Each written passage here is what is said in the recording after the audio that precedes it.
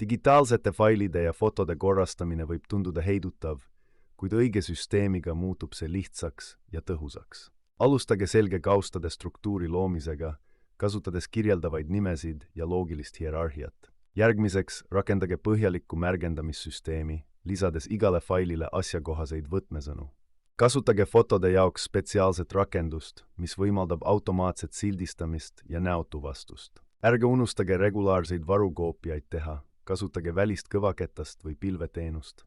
Pilvesalvestuse kasutamine tagab, et teie failid on kättesaadavad kõigist seadmetest ja alati kaitstud. Õppige kasutama oma operatsioonisüsteemi otsinguvõimalusi, sealhulgas täpsemaid filtreid ja operaatoreid. Looge oma failisüsteemi jaoks selge plaan või mõttekaart, et säilitada järjepidevus aja jooksul.